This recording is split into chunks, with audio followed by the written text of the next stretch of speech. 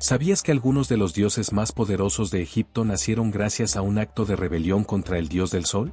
Cuando el cielo y la tierra aún tenían prohibido dar vida, un desafío cambió el destino del universo. Esta es la historia de cómo 5 divinidades llegaron al mundo, en secreto, desafiando la voluntad de Ra. Si te apasionan los mitos con magia, traición y poder divino, dale like al video, suscríbete y cuéntanos cuál parte te atrapó más. Mucho antes de que los grandes templos se alzaran a orillas del Nilo, antes de que los hombres conocieran siquiera los nombres de los dioses, solo existían los elementos primordiales. Del absoluto vacío, Atum creó a Su, el aire, y a Tefnut, la humedad. De ellos nacieron Heb, dios de la tierra, y Nat, diosa del cielo. Heb y Nat se amaban con una intensidad celestial, tan unidos que sus cuerpos permanecían entrelazados, día y noche, en un abrazo eterno. Pero esa unión despertó los celos de los dioses antiguos, especialmente de Ra, el poderoso dios solar, el primero entre los dioses, quien veía en Nat una amenaza para su supremacía. Temiendo que una nueva generación pudiera desafiar su autoridad, Ra decretó con voz ardiente que Nat jamás podría dar a luz en ninguno de los días del año. Dijo que el cielo y la tierra debían permanecer separados, y que su palabra no podía ser revocada. Para asegurar su mandato, ordenó a Su, el aire, que se interpusiera entre Nat y Heb, separándolos por la fuerza. Nat lloró, y de sus lágrimas nacieron las primeras estrellas. Heb, herido, hizo brotar montañas de su piel, tratando en vano de tocar el vientre celeste de su amada. Pero Nat ya estaba embarazada, y su vientre crecía, incluso bajo maldición. Desesperada, acudió a Tot, dios de la sabiduría, patrón de la escritura y la magia. Tot comprendió la gravedad de la situación, y supo que el destino de los dioses, y de la humanidad, dependía de ese nacimiento. No podía enfrentarse a Ra directamente, pero había otra forma. Tot retó a Jonsu, el dios de la luna, a un juego de Senet, el juego de los dioses. Y con cada victoria, le exigía como apuesta un poco de luz lunar. Jonsu, orgulloso y confiado, aceptó. Pero Tot, con una mente más afilada que el acero, ganó cada partida.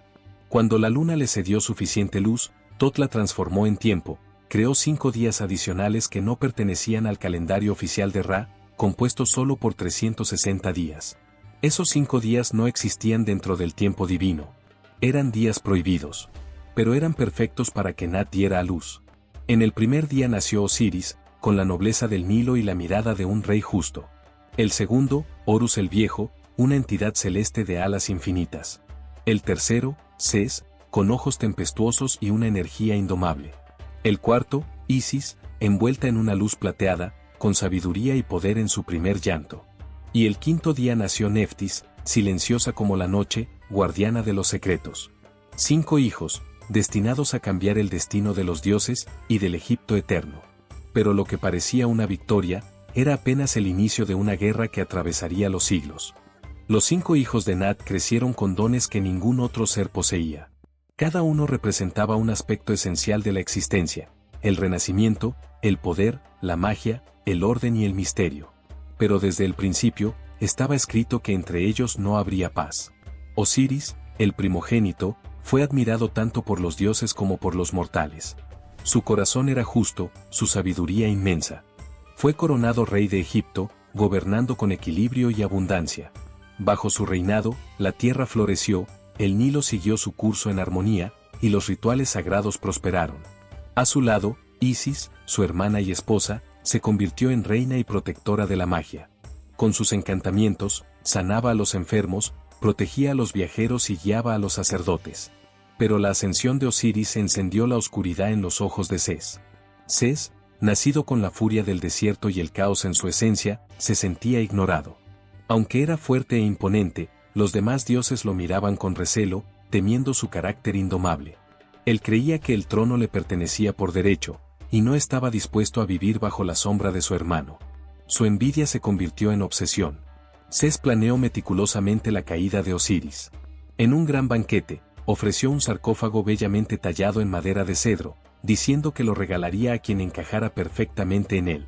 Los invitados, uno por uno, se recostaron, pero siempre quedaba grande o pequeño. Cuando le tocó a Osiris, el ataúd le ajustó a la perfección. En ese instante, Ses y sus aliados cerraron la tapa, la sellaron con plomo fundido y lo arrojaron al Nilo. Cuando Isis supo del asesinato, rompió sus vestiduras y recorrió Egipto en llanto, buscando el cuerpo de su esposo. Durante días vagó por las orillas del río, interrogando al viento, a los animales y a los espíritus. Hasta que, guiada por señales divinas, encontró el sarcófago atrapado dentro de un árbol sagrado en Biblos. Llevó el cuerpo de vuelta a Egipto y lo escondió, pero Sés descubrió su paradero. Lleno de odio, lo destrozó en 14 pedazos y los dispersó por todo el reino. Con dolor, valentía y magia, Isis y su hermana Neftis emprendieron la búsqueda de cada fragmento. Los recogieron con reverencia, envolviéndolos en lino sagrado, como si aún latieran.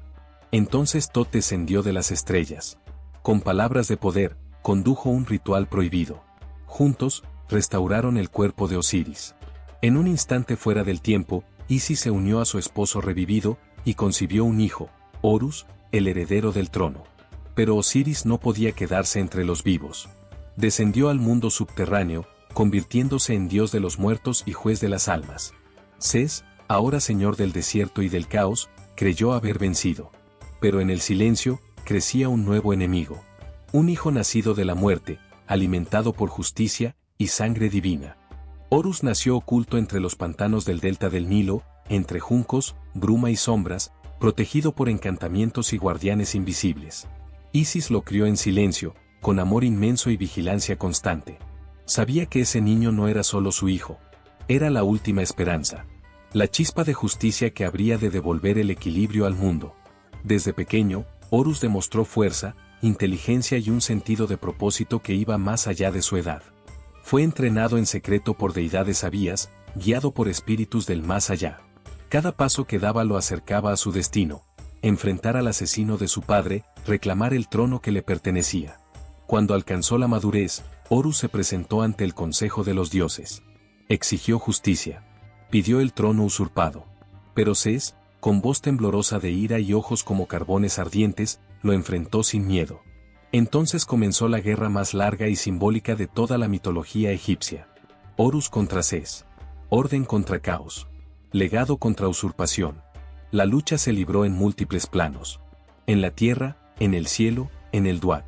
Tomaron formas de animales, se enfrentaron en combates cuerpo a cuerpo, compitieron en fuerza, astucia y hasta en arte mágica.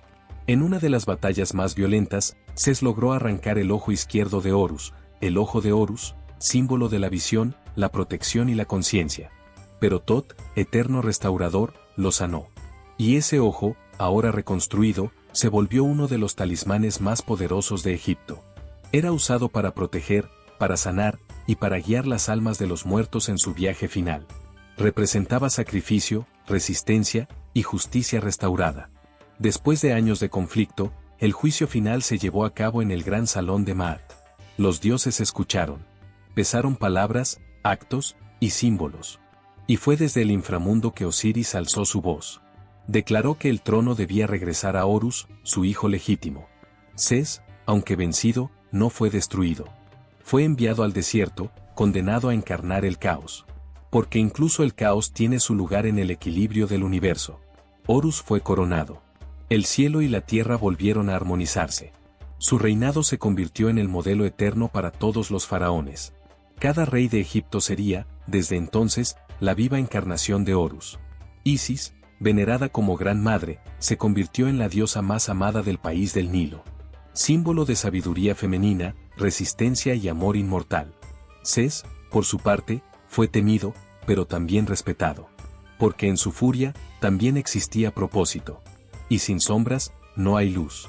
Y así, de días robados al tiempo, nacieron los dioses que forjaron el Egipto eterno. De un vientre prohibido surgieron la orden, la magia, el caos y el equilibrio que aún perdura. Los hijos de Nat no solo cambiaron el cielo, marcaron cada templo, cada piedra y cada alma que cruzó el Nilo. ¿Cuál parte de esta historia te conmovió más?